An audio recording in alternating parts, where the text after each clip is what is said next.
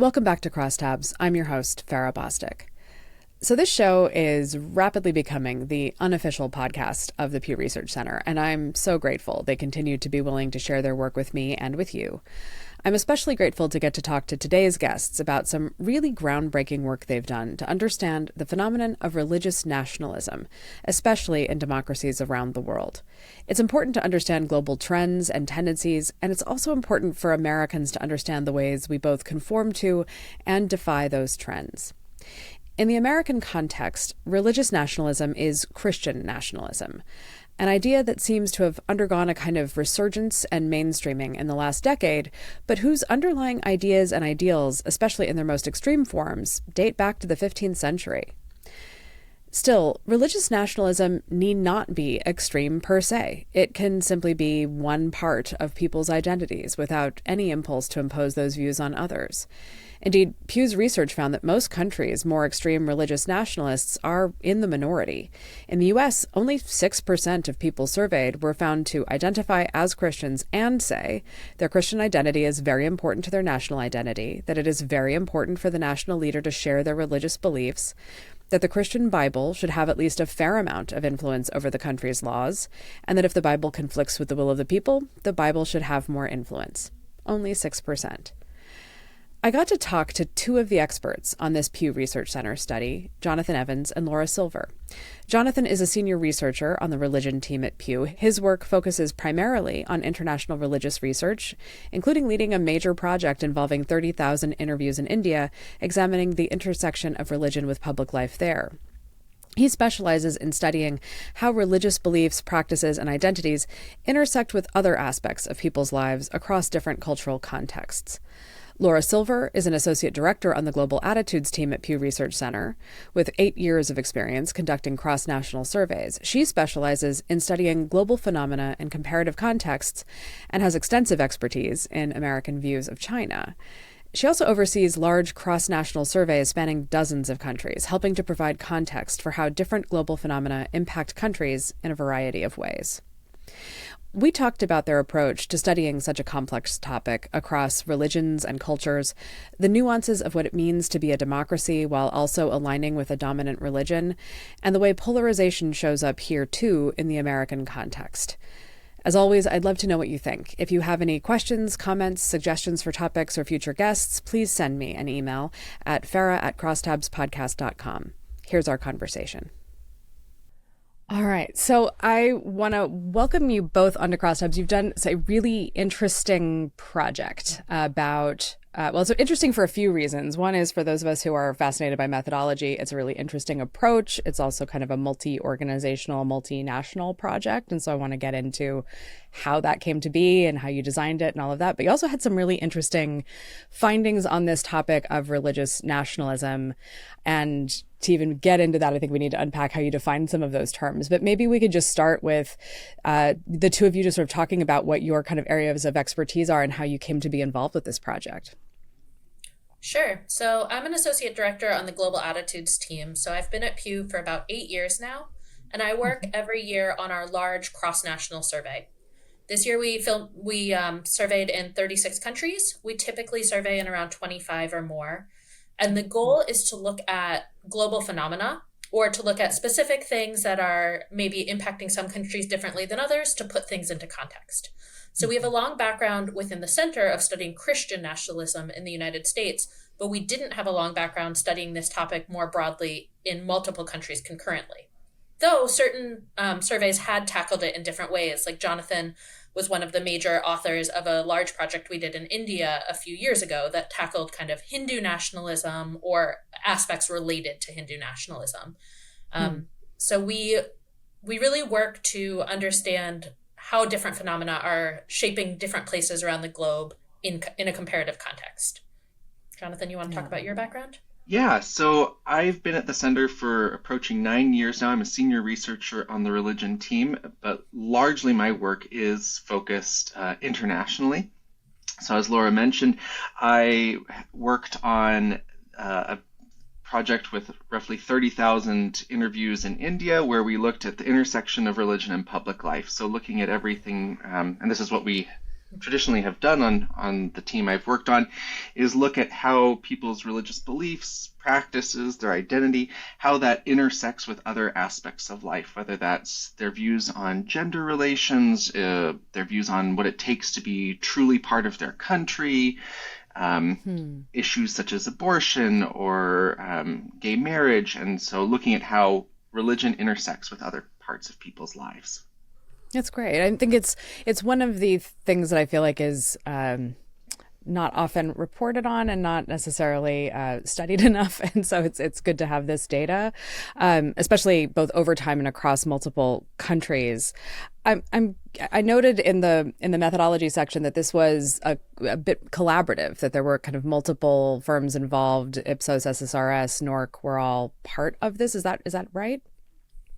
So I think it depends how you think about firms. We typically work with coordinating vendors. So we will work with 1 to 2 coordinating vendors typically per year, who will then subcontract to do the surveys in each of the given countries. We're still kind of the overarching vision for the questionnaire. We oversee the sampling plans. We oversee the quality control. We do all of the writing and analysis ourselves. The editorial is all ours, but we work with very talented vendors, and particularly coordinating vendors, who implement the survey for us. This year, we worked with Langer Research Associates, as well as in 2024 with Gallup and a firm in Australia directly. And they all helped implement in the 36 countries that we did. And then in the US, our American Trends panel is maintained currently by SSRS and previously by Ipsos. So there are lots of people who have some involvement, but I would say that the overall kind of coordination of the project, vision of the project, and editorial decisions of the project are all Pew Research Center. While we retain the editorial and all of the guidance, it is very helpful that we have all these local, not only coordinating, but then local vendors, because as part of the process, we do get their feedback on, are there questions that we just are not asking in a way that people will understand given the local context, or are we setting ourselves up for success or not? And that's really great to have all of these local firms provide us at least their initial feedback. Yeah. I mean, that gets right to the question I was about to ask, which is the challenge of localization. I've not at this scale and not on these topics, but I've done a lot of global research, and that is, localizing discussion guides, localizing surveys, and even I have a slight quibble with even the term localize. Like, to some degree, they have to be fully adapted. It's not just like translated word for word into the local language. And I have worked with firms that approach it in a very direct translation way, and firms that are more collaborative and more culturally sensitive. And I'm sort of curious about how that workflow goes. Is just a lot of conversation, a lot of back and forth. How do you approach getting to the kind of right level of cultural sensitivity? We have a multi-stage process to make sure that we get these translations and the survey instruments as good as we possibly can get them. So something we typically do at the start is we do a translatability assessment. So we have a translation firm that we work with where they have a few of their translators from different backgrounds, different linguistic backgrounds, look at the survey and flag if there are going to be issues with certain questions or certain terms, so that we can consider if we need to change things. Like, if as we know, different languages have different syntax or different rules, and is it going to cause a problem that we don't think about being primarily English speakers? But then once it gets to here's our final questionnaire document in English, all of our local vendors do their translation, but then it goes to that separate translation firm for a process we call verification. So there is a separate translator who had no part in the initial round, who goes through it and basically gives an up or down vote on all of the translations. And then if they disagree, they say why and offer a counter translation. And sometimes it can take several back and forth till both the translator and the verifier are both happy with where it is at. And our focus is on not translating word for word, but at the level of meaning. Right. So it's okay if things get slightly adapted as long as the person receiving it is going to understand it the same way as much as is possible across different languages and cultural contexts. That's great. It's a lot. I just want to for folks who haven't gone through this kind of a process before, I just want to drive home. It's a lot of work and it's a lot of collaboration and just getting to that place where you can ask the question in a way that consistently conveys what you mean by the question everywhere you're trying to do it is often a real challenge. I imagine that this is similar then to some of the stuff that I talked about with Pat Moynihan and Richard Wyke about the global democracies, those values as well, that you're not doing it's not all phone surveys, it's not all online surveys, that it's also mixed method depending on the country that you're in. Is that fair? That's exactly right. We work on the same project. So Richard Right. Wyke is my direct boss, and Pat Moynihan is kind of our chief international methodologist. And Yeah. so all of the processes that they explained and the multiple modes that they explained, it's consistent. Excellent. Okay. So I'm curious about the way you arrive. I mean, even in the report talking about trying to get to kind of a possible standard definition of religious nationalism. Maybe you can talk a little bit about how you approached that definition, because it could be quite loaded, it could be quite specific, but maybe you can just sort of talk about how you approached getting to a definition you felt you could use reliably. Yeah, so one of our major challenges was to think through how to approach the concept of religious nationalism while focusing on multiple religions concurrently. Because you can imagine if you focus on a single religion, there are very specific dimensions that maybe relate to that given country. In the US, for example, some definitions of Christian nationalism focus on how we should incorporate religion into schools or not. In India, the issue of whether or not cows should be treated as sacred and in what ways could be extremely salient. Obviously, in the US, the cow example doesn't really resonate, and the same may be true with different forms of education in other countries. And so we needed to think through what are the core concepts that we believe cross boundaries. And for us, these centered on a question of belonging. So we asked a question that's commonly used in international survey research about how important it is to be part of a historically predominant religion, to be truly part of the nation. So in the US, that would be how important is it to be Christian, to be truly American. In Israel, it was how important is it to be truly Jewish, to be Israeli, and so on. So we could customize that one, but the concept of belonging was one we felt was really relevant. We also wanted to focus on the importance of religion at the leadership level. Again, we think that this one can kind of cross boundaries. Every country has some sort of leadership. How important is it that that leader be the historically predominant religion? Mm-hmm. Then we wanted to focus also on the impact of religion on laws. And so this one became slightly more complicated by customizing for religious purposes. In the US, for example, people are often interested in how much impact should the Bible have on the laws of the country. And we have a trend question that we've asked in the United States to that effect. How much influence should the Bible have? And if the Bible conflicts with the will of the people, which should kind of take precedence? When we thought about how to operationalize that in other countries, we obviously had to think about which text or texts was most relevant for each context. For example, in Hindu majority countries, we were able to ask about kind of Hindu teachings. We asked about Jewish scripture in Israel. We asked about the Quran in Muslim majority countries, Buddhist Dharma in kind of Buddhist majority countries. But we felt like if we could capture these three dimensions, the interpersonal belonging, the importance of leadership, and then the religious text on the impact of the laws in that country, we were really capturing what we felt were the core kind of concepts within religious nationalism, even if the specifics of how it's implemented by place might differ fundamentally. Right. The one other thing I'll mention is we wanted to make sure that we focused in particular on people who were members of the historically predominant religion. And we thought about this for two reasons. One is that some of these questions, your answer to it could depend on your position.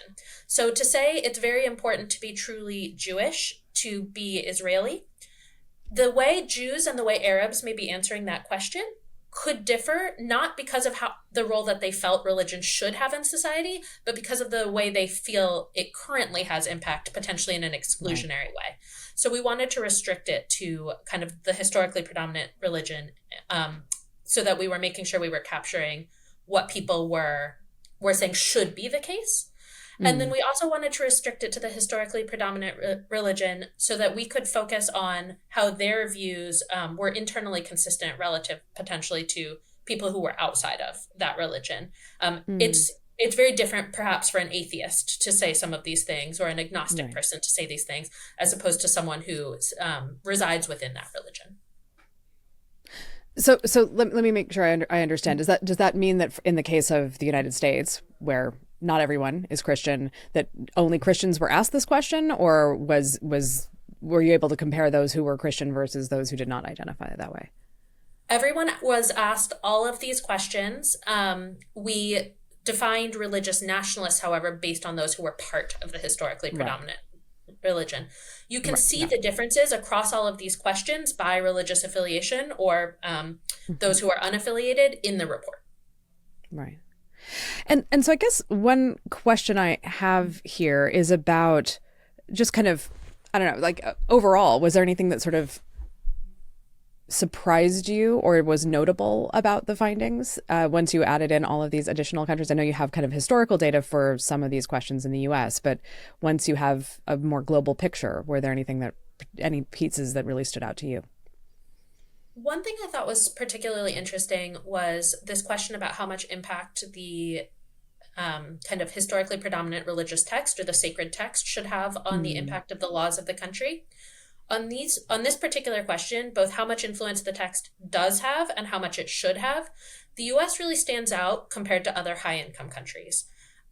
So we classify countries in this report based on World Bank definitions as either high income or middle income. And when it comes to how much influence Americans currently think the Bible has, as well as how much it should have, the US is much more likely, or Americans are much more likely to say that the Bible both does have an influence and should have an influence than kind of our peer countries. I know that you saw a few kind of demographic correlations with these, with the sort of tendency towards religious nationalism. Do you think any of those sorts of demographic factors are at play in the U.S. versus our sort of peer economic nations? Certainly some of the factors that we see are at play both in the US and these other places. So for example, people who identify on the ideological right, or in the US we would say as conservatives, or people in Europe who we kind of code as supporting right-wing populist parties.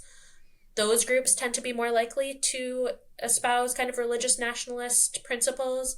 In many countries, people who are older or who are more religiously affiliated are more likely to hold these principles. So those things are the same, or like they're consistent patterns in the US as well as our peer nations. The US often has stood out in our global data in terms of the religiosity of our public compared to others on a number of measures. Jonathan can probably speak to that in even more detail. Yeah, I think another thing that stands out relating to the US is that that we don't stand out when we look at the broad swath of the 36 countries as far as the share of adults who are classified as religious nationalists, so 6%, whereas we have places where it's, in 30 or 40% of the public could be classified as religious nationalists. However, circling back to what Laura said, we do somewhat stand out on several of these measures, and we're at the higher end among these higher income countries. So there are quite a few high income countries where less than 1% or 1% of the public gets classified as a religious nationalist. So while 6% may not in absolute numbers look like a lot when compared to places where it's like Kenya, 32% are classified as being Christians who are religious nationalists. It is high when it's compared to places like Sweden or Germany. So it is sort of a matter of what groups or what countries we use to compare the U.S. I mean, I think it's part of the reason I was interested in this topic. I was a research assistant in law school for someone who was putting together a kind of, I don't know what they ended up calling the department, but it was sort of a comparative law department, and we put on my job was to help her put on a symposium, the topic of which was literally authentic sources of law. And we had experts in religious law as well as in early Native American traditions. Obviously, if you ever go down to 60 Center Street in New York City and you go into the rotunda of the building there, you will see this kind of tableau of all of the sources of law that we want to say at least influenced our Constitution and our systems. And so it's an interesting thing to think about specifically these questions about the roles of religious texts and laws on the nation's theoretically secular practices. And it is interesting to think about, even looking at some of these Western European countries, Scandinavian countries that will have parties who literally have the word Christian in the names of them, still kind of be less religiously nationalist than the United States. Is a very interesting sort of thing to observe. We seem to kind of, I don't know, hold it a little bit sub rosa, and yet it's all out there right in front of us all the time. It's a really interesting kind of phenomenon. I'm curious, like, are there other factors that you think kind of explain the differences? Yeah, well, Jonathan worked on a large study in Western Europe, and so he can speak even more to some of these trends. But we know that secularization is much more of a powerful force in parts of Western Europe than even the United States. Like, the rates of disaffiliation have been quite high, even since you guys did that groundbreaking study in 2017, right, Jonathan? Yeah, the rates of disaffiliation are particularly pronounced in certain parts of the world, including parts of Western Europe.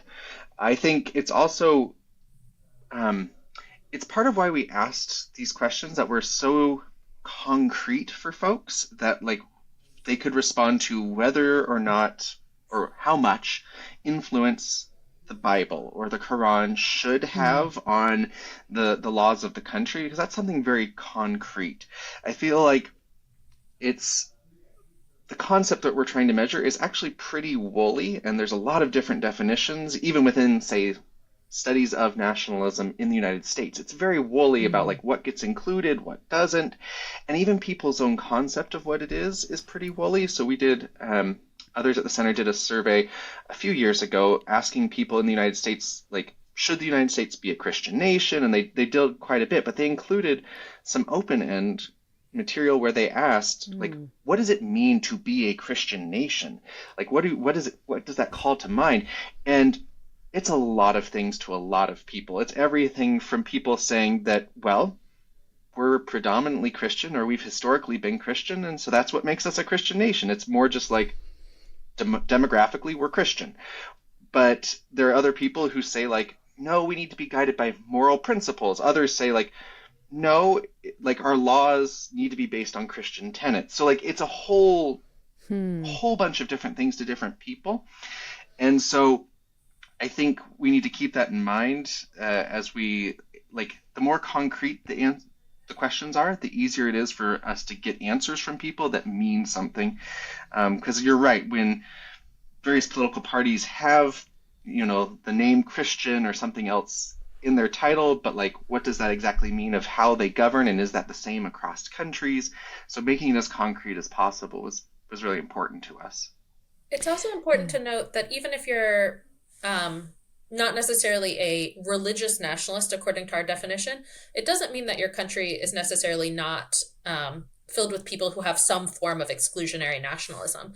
So we asked other questions besides how important it is to be Christian to be truly part of the country. We also asked whether or not it's important to be born there, to share the language, and to speak the language and to share the customs and traditions.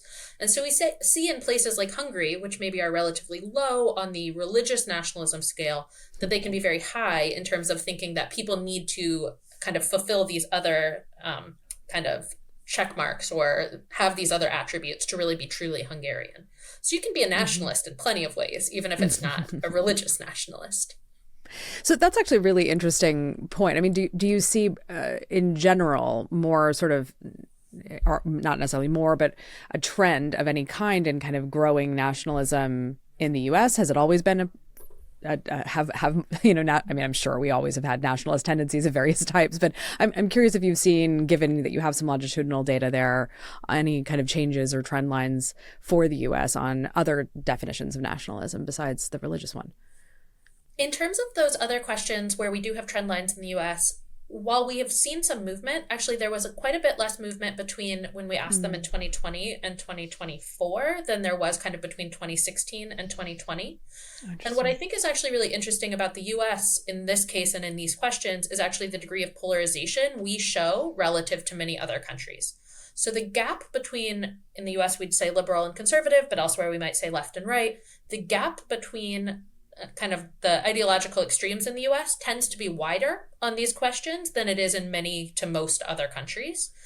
And where it really is kind of interesting to think about it is our kind of right looks quite a bit like the right in many of these other countries, but our left is much less likely to say that these things are very important to be truly American than kind of the left in these other countries, which is to say maybe our right is more aligned in many ways in terms of what it takes to be truly American or truly German or whatever the case may be.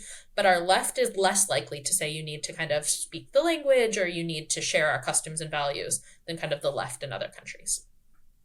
That is, I mean, that's literally the thing I was working on earlier this morning was the need for a lot of a lot of polling data in the U.S. to be reported with party affiliation or sort of left-right identification, however we want to phrase that there, because it is just fascinating. You know, that we were watching the news or whatever. I don't know. Can we still call cable television the news? But we were watching, I think, Rachel Maddow, and she was running through these like Quinnipiac poll numbers where it's 48% approve of this, 47%. And whatever. And looking at them, I was like, yeah, but I bet you I can predict based on the topic what the breaks are, right, left, right. And it's good to have that kind of breakdown and crosstabs in this analysis as well, because it shows. It just speaks to something else about the kind of cultural landscape in the United States versus other kind of peer countries economically, that we're not really shaped like Sweden. And Richard may have mentioned this to you, but on a lot of issues, we see the U.S. to be more ideologically divided than many other peer countries or many other countries, period, that we survey. On many kind of cultural issues, we tend to be one, if not the most divided country.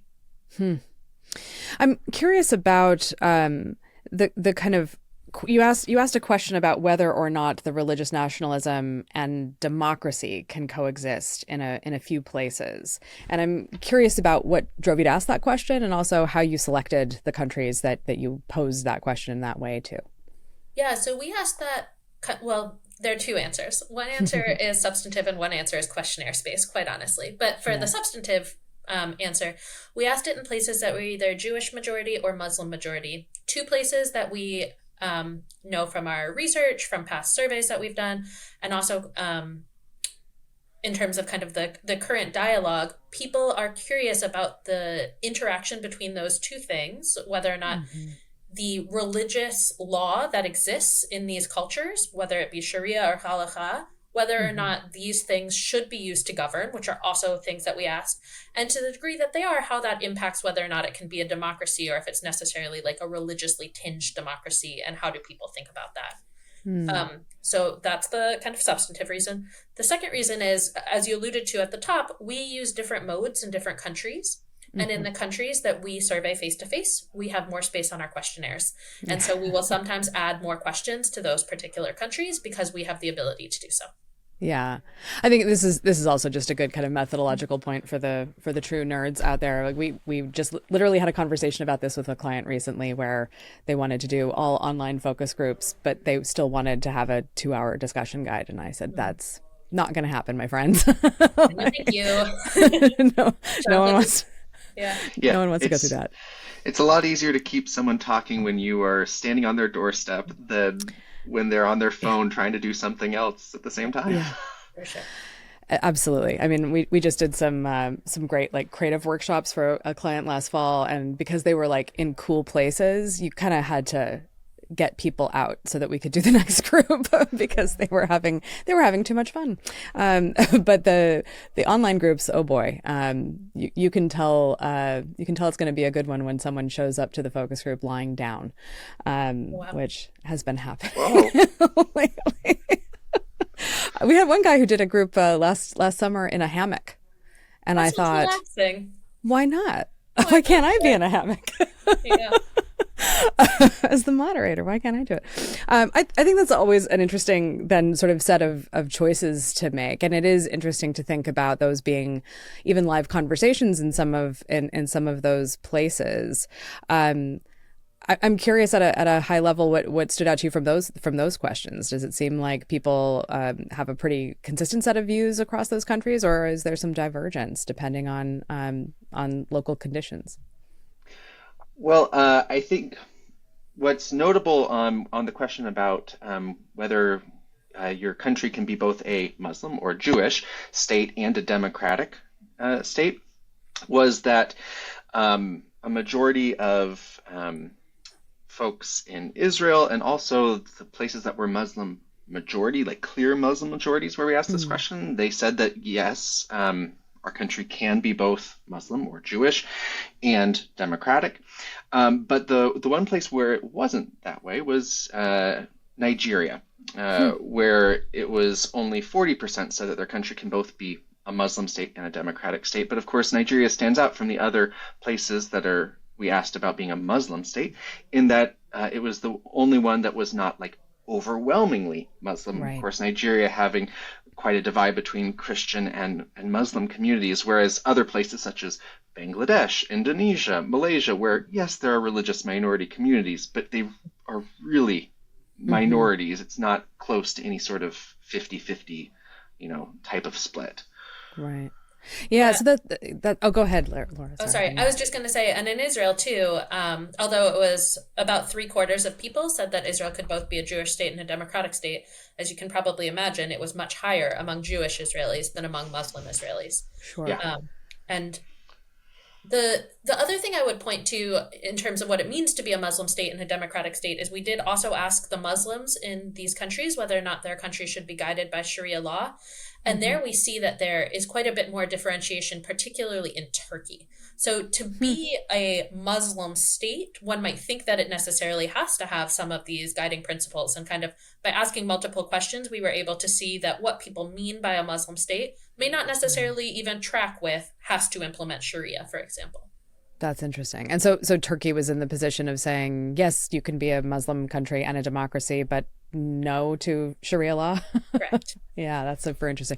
I wanted to verify because I was looking at those questions and was not 100. I was skimming, I will confess, so I was not sure I was holding them together in the right single summary thought. So that's helpful. Well, and I think if I can also just interject too, that I think this proves that like the nuance we were able to find a few years ago when we asked about Christian nationalism in the US, where we survey a lot more frequently and can go into more detail, like that kind of nuance does exist elsewhere in the world. We don't have all of the detail of what that nuance means per se, but there really is a lot of divergence in what it means to have church and state intersect in these different countries, even with similar religions as their background. Yeah. Right. The same is actually true for Jews and halakha. That was what I was about to ask. Yeah. Yeah. So among Jews, it's actually quite divided, with more saying that they oppose halakha being the state law for Jews in their country, than saying that they support it. But then around 3/4 of Israelis overall, and many more Jewish Israelis, say that it can be both a Jewish state and a democracy. So there's gray area here. And we did our best to be as kind of consistent cross-nationally, speaking to the key themes as we could be, but where we had extra space, we can unpack it a little bit more. And I think it's ripe for another deep dive on this topic with even more nuance now that we kind of laid the groundwork, but we'll see if we can revisit it. Yeah, I mean, I think that is going to be, it is my deepest hope that you can, because I think there's a lot in there that is, it's very easy to just sort of say, well, if you say Jewish state or Muslim state, then the presumption is that means those legal traditions become the laws of the land, which is not necessarily what people have in mind at all. I'm curious then, through some of these other questions, what does it mean to be, insert religious majority here, state, if not, taking your laws directly from whatever the country's sacred texts would be? We don't have the data in this particular survey to answer that, but extrapolating from the kind of Christian nationalism work that we've done in the United States, I would imagine that for many people, it's to be cultural. It's to share the values or the traditions of this kind of majority religion. It might be that they think we should celebrate the holidays of these religions or things of that sort. We can't get into that with these data, and we'd love to dig into that more. But those are the types of things you could maybe imagine. For example, we should have Fridays off could be one of the things that Muslim majority states might think, even if they don't want Sharia law, or we should have Saturdays off in in the Jewish context. But we're okay maybe with not having very rigid no transportation on the Sabbath or something like that, which we know there's division about from our own survey work in other projects. Right. Yes, I went to law school at Cardozo, and so getting used to not being able to go to the library on Saturday was something that, as a non-Jew, took me a minute. But then I was like, hey, great! I'm not doing homework on Saturdays. Yeah. And even in the U.S., when people start talking about things like the war on Christmas, or should we celebrate all holidays or no holidays, there's clearly some contingent of people who every year in the media start talking about, like, we want Christmas and Christmas to be the issue in our schools. And other people are like, it doesn't really matter to us. But yeah, I celebrate Christmas, right? There's just so much kind of gray area on all of these issues. I'm curious about what, really about what, given what you've got now as a data set, what you would want to do in a subsequent study. What are questions if you could have your dream list and money and time were no object, what would you want to ask next? What would you do, Jonathan? I love the idea of money and time being no object. That's great. It's my magic wand question that I ask in stakeholder interviews. Everyone loves it. Yeah, no, I love that idea. I would love to be able to ask something that we've asked in the United States. So we have asked at least twice about whether people have heard of Christian nationalism, and then asked the people who have heard of it, like, their favorability of it.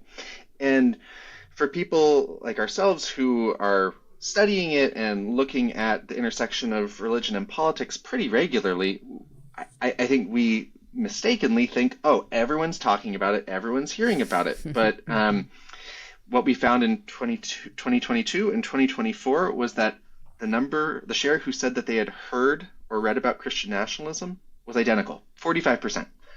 And then it was identical shares saying 5% of the American public saying that they had a favorable view of Christian nationalism. And that was constant both times.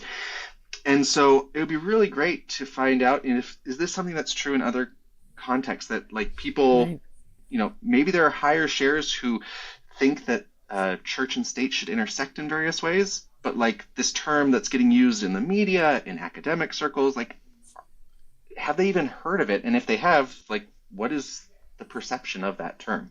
Yeah. I mean, this is something that I think about quite a bit with a lot of terminology in our politics over the last, I don't know, my lifetime. I'll say that, as long as I know about. But the kind of, are we all talking about the same thing when we use this phrase? And probably the answer is no.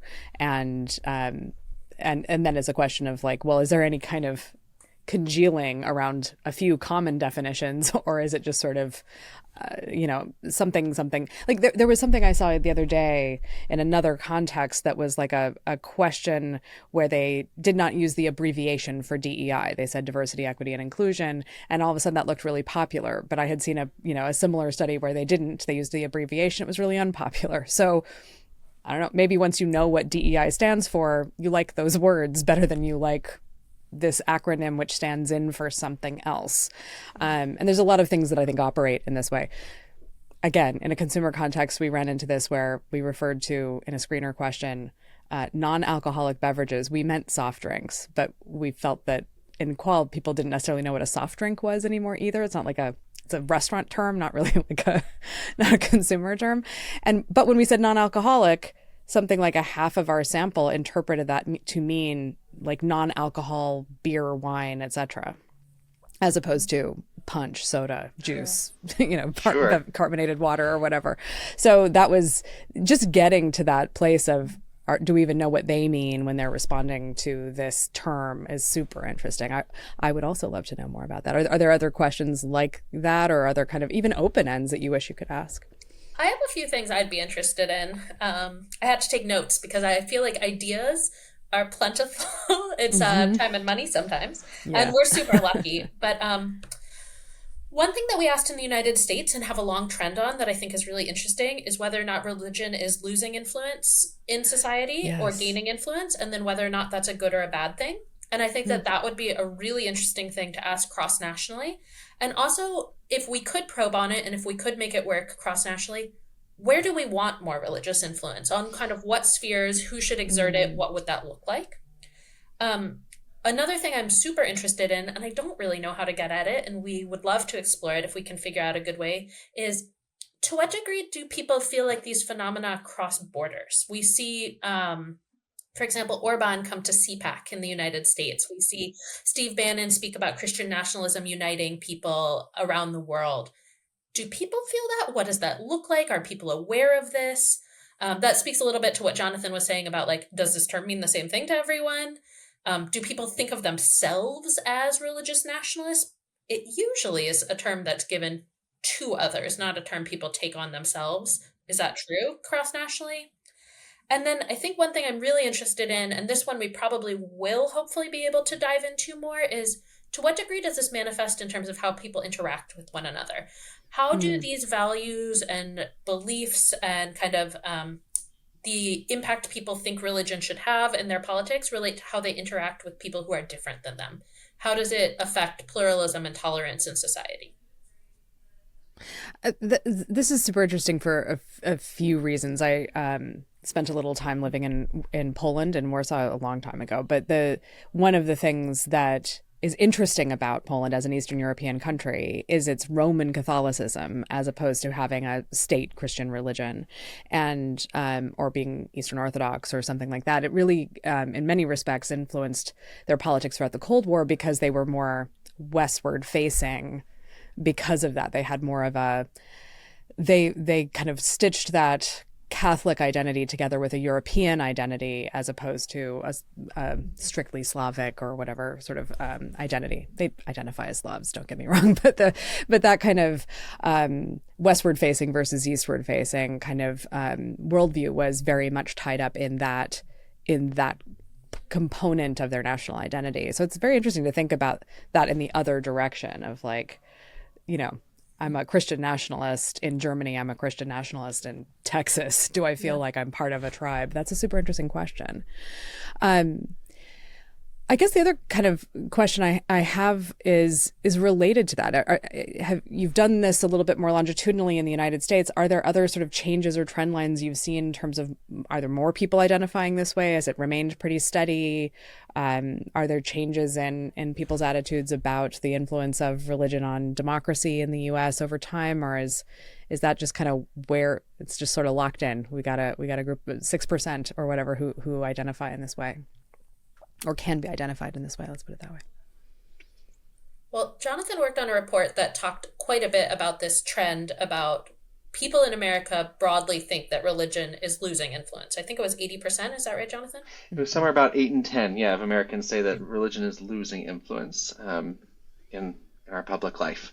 And so I think that we see that, but at the same time, and that has grown significantly over time.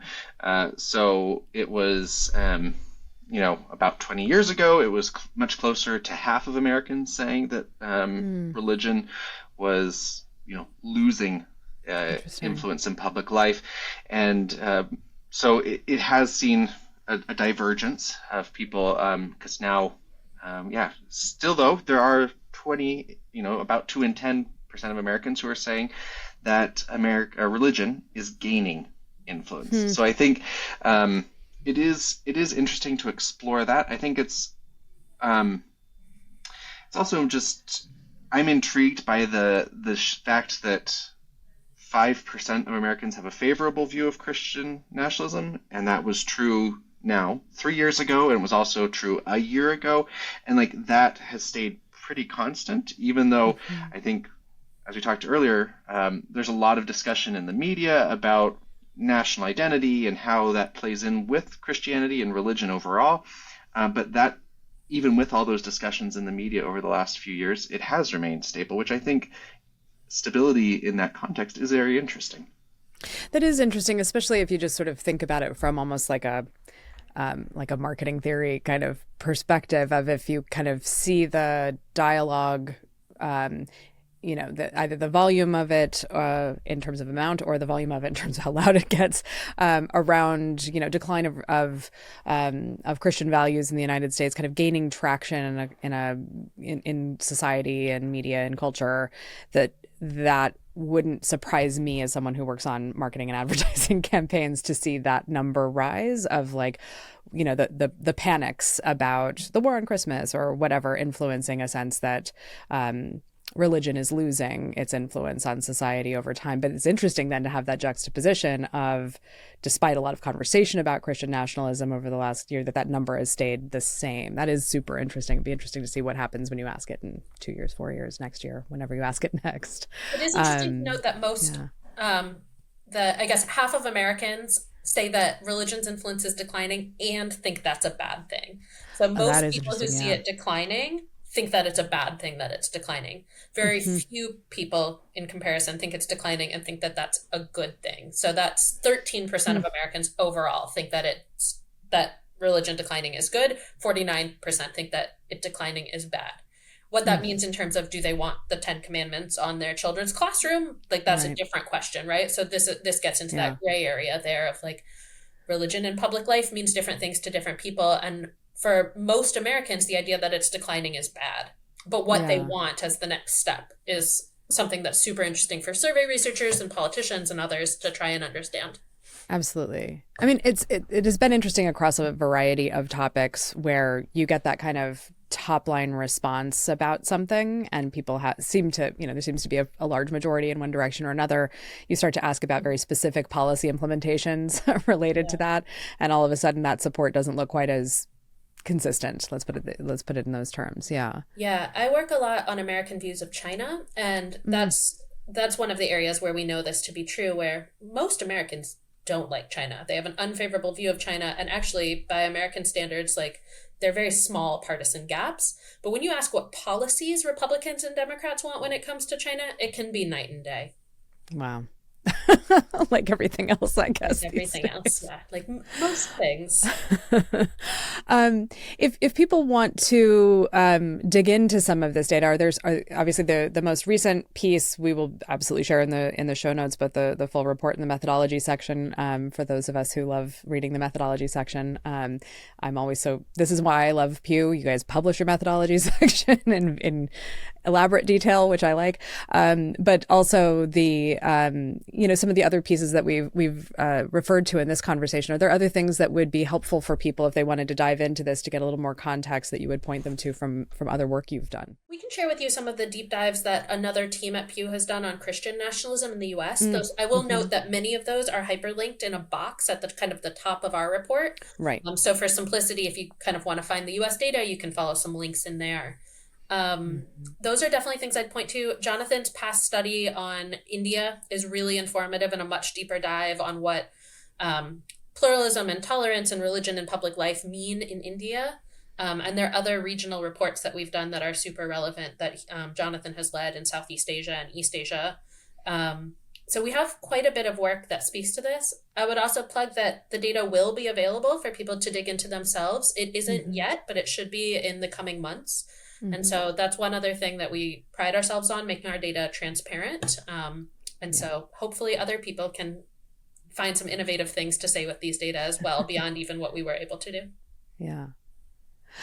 Jonathan, maybe you could speak just briefly about that India study. I think that question of pluralism in another multi-ethnic, multi-religious democracy is always an interesting one. We don't always have a lot of great analogies to the American experiment. Not that the Constitution is the same or the system of government is the same, but that sort of those two sets of facts are at least analogous to one another. What did you get from some of that work? Yeah, so one of the, sort of going at the 30,000 foot view is that Indians do broadly see themselves as part of this pluralistic society and value the idea of diversity, but like they do want to live segregated lives. So we asked, like, is it okay, or I can't remember the exact question, but basically, if men in your family marry outside of the faith, or if women from your family marry outside of the faith, and just largely that's not something people want to do. And we asked a series of questions about attitudes towards the different religious outgroups as well as different caste outgroups. And just the when you ask them a very broad question, opened, to the idea of a multi-group type society, but they want to, like, you stay on your side of things, we'll stay on ours. And one of the great things about that project that we are not often able to do is we specifically designed that project. It ran just before the pandemic shut things down. We were truly cut a little short, but we got good data, but we cut just like maybe a few weeks short by things shutting down. Was that with the sample size of roughly 30,000 respondents, we designed it in such a way that it isn't just the views of India's Hindus and India's Muslims, which are the two largest groups, but we can look at the attitudes of Christians and Sikhs and Jains and Buddhists. So we were able to get the six main religious groups, or the six largest religious groups in the country, even though some of them are quite small, and especially when you're dealing with a population upwards, of 1 billion, like finding a group that's that small can be hard. But we had some really great statisticians helping us design the survey, and so there's a lot of power there, statistical power that's usually not possible. Because like in this project, I think it's about that we just did in 2024, there's about 2,500 respondents in India. So we're able to talk about Hindus and Muslims, which is super interesting to see those divides. But yeah, the smaller minorities, it's not possible. That's great. I hadn't dug into that study. I'll go look for it because I think that's really rare. And India's a fascinating cultural landscape. I mean, even within the country, the level of kind of multilingualism because of different languages and dialects being spoken, people having the language they speak with their family, the language they speak at work, the language they speak to people that work in their homes, all of those different pieces of the puzzle are super complicated. So getting that level of statistical power at 30,000 respondents is really, really impressive. And I will say, even though we only have around 2,500 in this survey and can only talk about two religious groups, I think our questionnaire was still administered in 11 languages. Is that correct, Jonathan? Something in the ballpark of a dozen. Yeah, it takes a lot of languages. We don't have the power to talk about Sikhs or Jains, but we are still endeavoring to cover India with as much complexity and recognition of the complexity of the country as possible. Yeah. What is a good way? It occurs to me, I've never asked anybody from Pew this question before. Is there a way for people who want access to the type of work that you do? I mean, you make it free, you publish it in, on your website. It's an incredible resource. But are there ways for people to support the work of Pew Research, since this there's not a lot of private sector business case for the work that you guys do, sadly, and yet those of us who work in the private sector rely on you. Is there a way for us to support you? You make it sound as if our charitable team spoke with you and gave you this plug. They didn't. So yes, we have a donate page on our Pew Research Center website, which I should, so there is a Support Pew Research Center segment under About Pew Research on our website. And yes, we are very open to people making contributions to our work.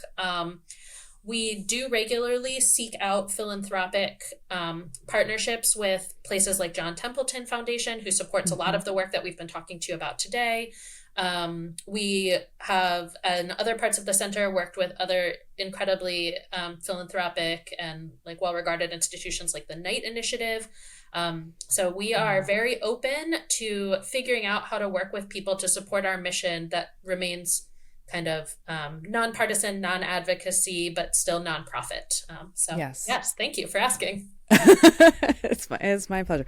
We're living in an era where it's important to protect anybody trying to get high quality data. Yes. Yeah, and we're very lucky because we haven't tended to rely on government funds for the work that we do. We're primarily a subsidiary of the Pew Charitable Trust, who's been incredibly generous with their support. And we feel fortunate that we're able to do this work and do high quality work without compromising it to meet client needs or to meet the needs of particular kind of policy wants at a given time. Yeah. Well, it's an incredible resource. And like I say, everybody I know who works in marketing and advertising and business strategy, we wind up looking at something from Pew Research on every project in order to help us. Team. Yes. in order to understand the universe of folks we want to talk to for whatever topic, even soft drinks. So thank you so much for the work that you do. And thank you for spending the time to take me through this work. It's really impressive. And there's a lot of great findings in there. And I hope you're able to build on it. Thank you. Thank you for having us. And thank you for reading our methodology. It's nice that since we spend so much time writing it, number checking it, copy editing it, that at least one person read it and liked it. If you look at the analytics page and you see people actually clicking through on the reference links to how you defined populism and things like that, that was me. I was doing that. Fantastic. We write it in service of people like you and are glad to know that you find it. Yes. It's always great to hear people say that they've gone into the weeds, because we spend a lot of time in those weeds. Yeah. I will also cop to a certain amount of hypocrisy here, because there's no section of our reports that I hate writing more than the methodology section. And our work isn't even nearly as robust or complicated as some of the stuff you guys do. So I'm doubly appreciative of other people who are willing to do it, because boy, do I hate that section. I have someone on my team who writes it, and I just prep to proofread it. But I do love reading the section, which is weird. I don't know why that's my dividing line, but I hate writing it, love reading it. Totally know thyself. Exactly. Well, Jonathan, Laura, thank you so much for taking the time to talk to me today. And as always, happy to be the unofficial podcast of Pew and have anybody on your team on anytime. Thank you so much. Thank you. Crosstabs is hosted by me, Farrah Bostic. Production by The Difference Engine. Editing by Allison Preisinger of AMP Studios. Music from Audio Jungle by S Audio. You can subscribe to our weekly newsletter at crosstabspod.substack.com or visit our show page at crosstabspodcast.com. We are now on Blue Sky, Threads, and Instagram as CrosstabsPod, where we share links to new episodes and newsletters. We hope you'll follow us on your favorite platform, tell your friends about the show, and don't forget to subscribe on your favorite podcast service. If you want to learn more about what I do, you can find me on all the socials at Farrah Bostic or get in touch through thedifferenceengine.co. See you next time.